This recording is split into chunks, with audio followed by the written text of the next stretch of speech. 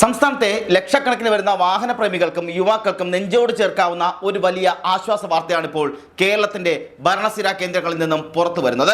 വണ്ടികളെ ജീവന തുല്യം സ്നേഹിക്കുന്ന, അതിൽ സ്വന്തം അഭിരുചിക്കനുസരിച്ച് മാറ്റങ്ങൾ വരുത്താൻ ആഗ്രഹിക്കുന്ന കൗമാരക്കാരുടെയും ജെൻസി തലമുറയിലെ യുവാക്കളുടെയും നീണ്ട നാളത്തെ കാത്തിരിപ്പിനാണ് മുഖ്യമന്ത്രി വി.ഡി. സതീശന്റെ പുതിയ പ്രഖ്യാപനത്തോടെ അതിനിർണായകമായ വഴിത്തിരിവുണ്ടായിരിക്കുന്നത്. സോഷ്യൽ മീഡിയയും ഡിജിറ്റൽ പ്ലാറ്റ്ഫോമുകളും ഇപ്പോൾ ഒരൊറ്റ മാസ് ഡയലോഗ് കൊണ്ട് അക്ഷരാർത്ഥത്തിൽ നിറഞ്ഞു കവിയുകയാണ്.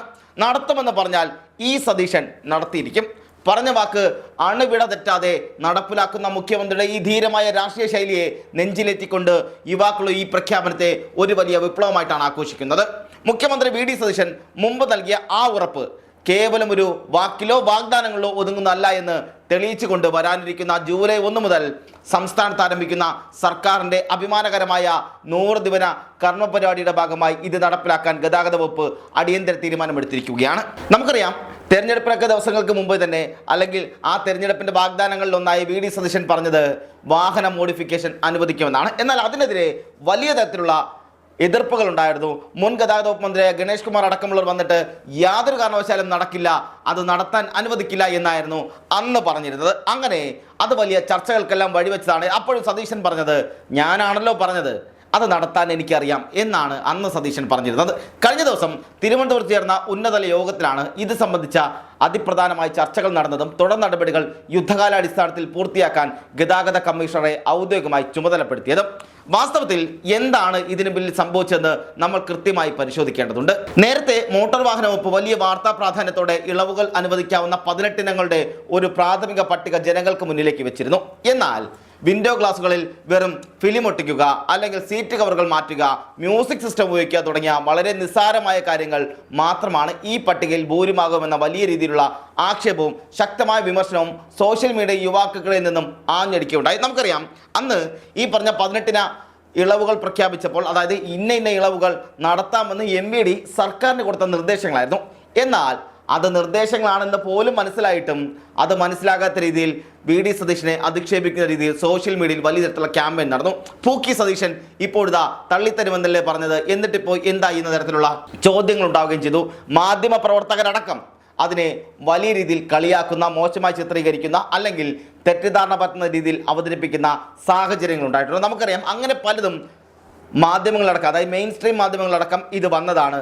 പ്രത്യേകിച്ച് ഇടതുപക്ഷ സൈബർ ഹാൻഡിലുകളിൽ ഇത് വലിയ ആഘോഷമായി മാറുന്ന സാഹചര്യമുണ്ടായി. അന്നൊക്കെ അവർ പറഞ്ഞത്, ഇതാണോ പൂക്കി സതീശൻ്റെ ഈ പറഞ്ഞ മോഡിഫിക്കേഷൻ എന്നാണ് അവർ ചോദിച്ചത്. അതായത് മോഡിഫിക്കേഷൻ ഇങ്ങനെയാണോ, മഡ് ഫ്ലാപ്പ് മാറ്റുന്നതാണോ, അല്ലെങ്കിൽ ചെളിയടിക്കാതിരിക്കാൻ വേണ്ടി മാറ്റ് ഇടുന്നതാണോ, അല്ലെങ്കിൽ മ്യൂസിക് സിസ്റ്റം വെക്കുന്നതാണോ, ഇതല്ല ഇനി സൺഫിലിം ഒട്ടിക്കുന്നതാണോ നിങ്ങളുടെ മോഡിഫിക്കേഷൻ എന്ന തരത്തിലുള്ള ചോദ്യങ്ങൾ ഒട്ടനവധി വന്നതാണ്. ആ ചോദ്യങ്ങളിലാം എന്നാൽ അന്ന് സതീശൻ യാതൊരു മറുപടിയും പറഞ്ഞിരുന്നില്ല. വിദേശ തൊഴിൽ പരിശീലനത്തിനും തൊഴിലവസരങ്ങൾക്കും little flower engineering institute Kalamassery. പഠിച്ചാൽ ജോലി ഉറപ്പാണ്.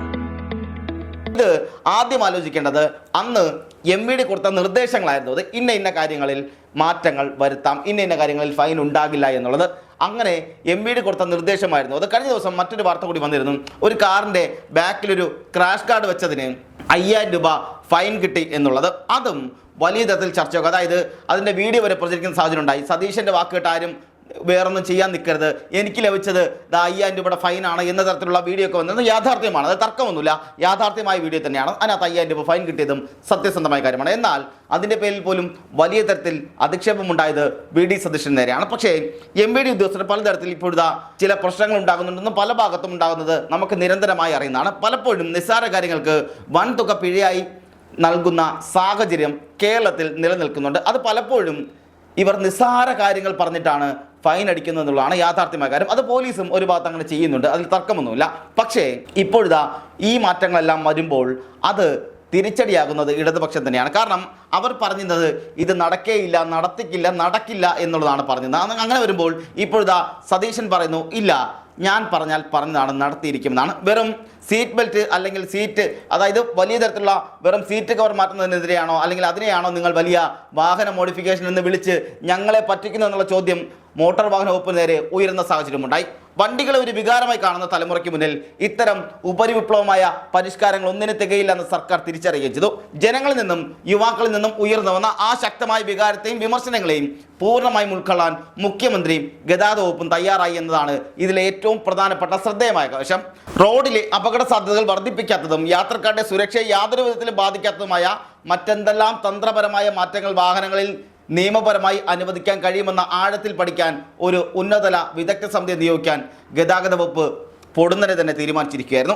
ഈ വിദഗ്ധ സമിതി സമർപ്പിക്കുന്ന സമഗ്രവും ശാസ്ത്രീയമായ റിപ്പോർട്ടിന്റെ അടിസ്ഥാനത്തിലായിരിക്കും ഏതൊക്കെ വലിയ ഇളവുകളാണ് യുവാക്കൾക്ക് നൽകേണ്ടതെന്ന് സർക്കാർ അന്തിമമായി പ്രഖ്യാപിക്കാൻ പോകുന്നത്. ഇത് കേവലം ഒരു കൺകെട്ട് വിദ്യയൊന്നുമല്ല, മറിച്ച് യുവാക്കളുടെ നെഞ്ചിടിപ്പ് പറഞ്ഞ അല്ലെങ്കിൽ അവരുടെ ഓരോ ആഗ്രഹങ്ങളും മനത്തറിഞ്ഞുകൊണ്ട് സർക്കാർ നടത്തുന്ന വലിയ ഇടപെടൽ കൂടിയാണ്. പക്ഷേ ഇവിടെ നമ്മൾ മനസ്സിലാക്കേണ്ട മറ്റൊരു യാഥാർത്ഥ്യം കൂടിയുണ്ട്. മോഡിഫിക്കേഷനുകൾ പൂർണ്ണമായും സൗജന്യമായി ചെയ്യാനോ റോഡുകളിൽ അരാജകത്വം സൃഷ്ടിക്കാനോ ഉള്ള ഒരു ലൈസൻസ് ആയിട്ടല്ല ഇതിനെ ഗതാഗത വകുപ്പ് ഈ ഇളവുകളെ കാണുന്നത്. മറിച്ച് കൃത്യമായ നിയമവ്യവസ്ഥയ്ക്കുള്ളിൽ നിന്ന് നിർത്തിക്കൊണ്ട് സുതാര്യമായൊരു പുതിയ സംസ്കാരം കെട്ടിപ്പടുക്കുകയാണ് ലക്ഷ്യമിടുന്നത്. അതായത് വാഹനപ്രേമികൾക്ക് അവർക്ക് വേണ്ട രീതിയിൽ യാതൊരു പ്രശ്നങ്ങളുമില്ല, അതായത് മറ്റൊരാൾക്ക് ബുദ്ധിമുട്ടുണ്ടാകാത്ത രീതിയിലുള്ള എല്ലാ മോഡിഫിക്കേഷനും ഒരു പക്ഷേ നൽകാനാണ് സർക്കാർ തീരുമാനിക്കാൻ പോകുന്നത്. വാഹനത്തിൻ്റെ രജിസ്ട്രേഷൻ സർട്ടിഫിക്കറ്റിൽ അഥവാ RC ബുക്കിൽ കൃത്യമായി രേഖപ്പെടുത്താൻ കഴിയുന്ന വിധത്തിൽ ഓരോ തരം രൂപമാറ്റങ്ങൾക്കും കൃത്യമായ ഫീസ് ഘടന മോട്ടോർ വാഹന വകുപ്പ് മുൻകൂട്ടി നിശ്ചയിക്കും. വണ്ടി ഭ്രാന്തരായ യുവാക്കൾക്ക് തങ്ങളുടെ വാഹനങ്ങളിൽ എന്തെങ്കിലും മാറ്റങ്ങൾ വരുത്തണമെന്നുണ്ടെങ്കിൽ അവർക്ക് മോട്ടോർ വാഹന വകുപ്പിൽ മുൻകൂട്ടി ഔദ്യോഗികമായി അപേക്ഷ നൽകുകയും വേണം. തുടർന്ന് സർക്കാർ നിശ്ചയിച്ചിട്ടുള്ള ആ നിശ്ചിത ഫീസ് ഒടുക്കി കൃത്യമായ അനുവാദം വാങ്ങിയ ശേഷമായിരിക്കണം മാറ്റങ്ങൾ വരുത്തേണ്ടത്. ഇതിപ്പോൾ ഇതുമായി ബന്ധപ്പെട്ട് ഗതാഗത വകുപ്പ് മന്ത്രി പറഞ്ഞിരിക്കുന്നത് അങ്ങനെ ഭീമമായ തുകയൊന്നും വാങ്ങാൻ ഞങ്ങൾ ഉദ്ദേശിക്കുന്നില്ല, നിസ്സാര തുകയും അല്ലെങ്കിൽ തുച്ഛമായ തുക തന്നെയായിരിക്കും ഇതിനായി ഈടാക്കുന്നത് എന്നാണ് CP ജോൺ പറഞ്ഞിരിക്കുന്നത്. ഇത്തരത്തിൽ നിയമപരമായ വഴിയിലൂടെ മുൻകൂട്ടി അനുമതി വാങ്ങുന്നത് വഴി ഭാവിയിൽ റോഡുകളിൽ ഉണ്ടാകാനിടയുള്ള വലിയ പോലീസ് പരിശോധനകളിൽ നിന്നോ മോട്ടോർ വാഹന വകുപ്പിന്റെ സ്ക്വാഡുകളിൽ നിന്നോ അവരുടെ പിടിവിൽ നിന്നൊക്കെ കനത്ത പിടികളിൽ നിന്നൊക്കെ വാഹന ഉടമകൾക്ക് പൂർണ്ണമായി സംരക്ഷണം ലഭിക്കുകയും ചെയ്യും. അതായത് ഇനി മുതൽ നിങ്ങൾക്ക് ഭയമില്ലാതെ നെഞ്ചി വിരിച്ച് നിയമത്തിൻ്റെ പരിരക്ഷയോടെ നിങ്ങളുടെ വണ്ടികൾ മനോഹരമാക്കാമെന്ന് ചുരുക്കം. അതിപ്പോൾ നിറം മാറ്റുന്നതായിരുന്നാലും മറ്റെന്തെങ്കിലും മോഡിഫിക്കേഷൻ ആണെങ്കിൽ അതും നിയമപരമായി പൈസ അടച്ചുകൊണ്ട് RC ബുക്കിൽ തിരുത്തിക്കൊണ്ട് നിങ്ങൾക്ക് നടത്താൻ കഴിയും. ഈ അതിനിർണായകമായ നീക്കത്തിലൂടെ ഒട്ടനവധി പോസിറ്റീവായ മാറ്റങ്ങൾക്കാണ് കേരള സമൂഹത്തിൽ ഉണ്ടാകാൻ പോകുന്നത്. ഒന്നാമതായി, നിയമപരമായ യാതൊരുവിധ തടസ്സങ്ങളോ പോലീസിനെ പേടിച്ചുള്ള നെഞ്ചിടിപ്പോ ഇല്ലാതെ തങ്ങളുടെ സർഗാത്മകതയ്ക്കും അഭിരുചിക്കും അനുസരിച്ച് വാഹനങ്ങളിൽ മാറ്റങ്ങൾ വരുത്താൻ യുവാക്കൾക്ക് സാധിക്കും. മുമ്പ് സൈലൻസറിലോ ഹാൻഡിലോ ചെറിയൊരു മാറ്റം വരുത്തിയാൽ പോലും വണ്ടികൾ കസ്റ്റഡിയിൽ എടുക്കുകയും വലിയ തുക പിഴയൊടുക്കേണ്ടി വരികയും ചെയ്തിരുന്ന ആ കറുത്ത നാളുകൾക്കാണ് ഇതോടെ പൂർണ്ണമായി അറുതി വരാൻ പോകുന്നത്.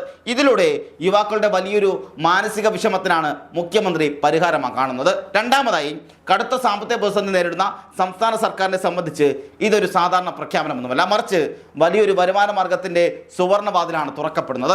വാഹനങ്ങൾ മോഡിഫൈ ചെയ്യാൻ കോടിക്കണക്കിന് രൂപ ചെലവഴിക്കാൻ മടിയില്ലാത്ത വലിയൊരു വിഭാഗം ആളുകളുടെ നമ്മുടെ സംസ്ഥാനത്തുള്ളത് കൊണ്ട് തന്നെ ഇതിലൂടെ ലഭിക്കുന്ന രജിസ്ട്രേഷൻ ഫീസും അനുബന്ധ വരുമാനവും കടുത്ത സാമ്പത്തിക ഞെരുക്കത്തിലുള്ള സംസ്ഥാന ഖജനാവിലേക്ക് ഒഴുകിയെത്തുന്ന വലിയൊരു ആശ്വാസമായി മാറുകയും ചെയ്യും എന്നതിൽ യാതൊരു സംശയവുമില്ല. അതായത് ഒരു വലിയ തുക ഖജനാവിലേക്ക് എത്തുകയും ചെയ്യും. അതായത് യുവാക്കൾക്ക് സന്തോഷം, സർക്കാരിന് വലിയ വരുമാനം. ശരിക്കും ഇതൊരു വിൻ വിൻ സിറ്റുവേഷൻ തന്നെയാണ്. എന്നിരുന്നാലും നമ്മൾ വിസ്മരിക്കരുതാത്ത ഒരു കാര്യങ്ങൾ കൂടിയുണ്ട്, അല്ലെങ്കിൽ ചില കാര്യങ്ങൾ കൂടിയുണ്ട്. സുരക്ഷാ മാനദണ്ഡങ്ങളിൽ യാതൊരുവിധ വിട്ടുവീഴ്ചയും വരുത്താതെ മാത്രമായിരിക്കും ഈ പരിഷ്കാരം സംസ്ഥാനത്ത് നടപ്പാക്കുക എന്നുള്ളത് ഗതാഗത വകുപ്പിലെ ഉന്നത വൃത്തങ്ങൾ തന്നെ വളരെ കർശനമായി സൂചിപ്പിച്ചിട്ടുണ്ട്. കേരള മോട്ടോർ വാഹന നിയമങ്ങൾ അതായത് CMVR പൂർണ്ണമായും വിധേയമാക്കിക്കൊണ്ട് റോഡ് സുരക്ഷയും മറ്റ് സാധാരണക്കാരായ യാത്രക്കാരുടെ ജീവനെയും യാതൊരു തരത്തിലും അപകടത്തിലാക്കാത്ത രീതിയിലുള്ള രൂപമാറ്റങ്ങൾ മാത്രമേ അനുവദിക്കുകയുള്ളൂ. റോഡുകളിൽ വൻ പ്രകോപനമുണ്ടാക്കുന്ന അമിത ശബ്ദമുള്ള സൈലൻസറുകൾ, എതിരെ വരുന്ന ഡ്രൈവറുടെ കണ്ണ് മഞ്ഞളിപ്പിക്കുന്ന തീവ്രതയേറിയ അനധികൃത ലൈറ്റുകൾ, കരിതുപ്പുന്ന അല്ലെങ്കിൽ തീ തുപ്പുന്ന രീതിയിലുള്ള എഞ്ചിൻ പരിഷ്കാരങ്ങൾ, വാഹനത്തിൻ്റെ സുരക്ഷാ ഘടനയെ തന്നെ പൂർണ്ണമായി ദുർബലപ്പെടുത്തുന്ന അപകടകരമായ മാറ്റങ്ങൾ എന്നിവയ്ക്ക് യാതൊരു കാരണവശാലും അനുമതി ഉണ്ടാകില്ല.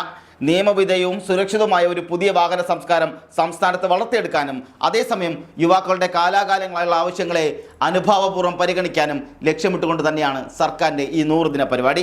ഇത് പൂർണ്ണമായും പ്രാവർത്തികമാകുന്നതോടെ കേരളത്തിലെ ഓട്ടോമൊബൈൽ രംഗത്തും കസ്റ്റമൈസേഷൻ ഇൻഡസ്ട്രിയിലും വലിയ തോതിലുള്ള തൊഴിലവസരങ്ങളും വലിയൊരു സാമ്പത്തിക ഉണർവും ഉണ്ടാകുമെന്ന കാര്യത്തിൽ ഒട്ടും തർക്കമൊന്നുമില്ല. പറഞ്ഞ വാക്ക് പാലിക്കുന്ന ഈ സതീശൻ ശൈലി കേരളത്തിലെ യുവാക്കളുടെ നെഞ്ചിടിപ്പാണ് ഇപ്പോൾ ഇടം പിടിച്ചിരിക്കുന്നത്, അല്ലെങ്കിൽ നെഞ്ചിലാണ് ഇപ്പോൾ ഇടം പിടിച്ചിരിക്കുന്നത്. ഇനി അങ്ങോട്ട് എന്താകുമെന്ന് കൂടി കണ്ടറിയേണ്ടിയിരിക്കുന്നു. ഇപ്പോഴിതാ പൂക്കി സതീശൻ എന്നുള്ളത് കൃത്യമായി മാറിയിരിക്കുകയാണ്. അതായത് അന്ന് മോഡിഫിക്കേഷനെ കുറിച്ചുള്ള ചോദ്യങ്ങൾക്ക് VD സെക്ഷൻ നൽകിയ ആ എക്സ്പ്രഷൻ ഇപ്പോഴിതാ വീണ്ടും തരംഗമായി മാറുകയാണ്. ആ തരംഗം ജനങ്ങളുടെ മനസ്സിലും അല്ലെങ്കിൽ യുവാക്കളുടെ മനസ്സിലും ഉണ്ടാകുമോ ഇല്ലയോ എന്നാണ് വരും ദിവസങ്ങളിൽ കണ്ടറിയാൻ പോകുന്നത്.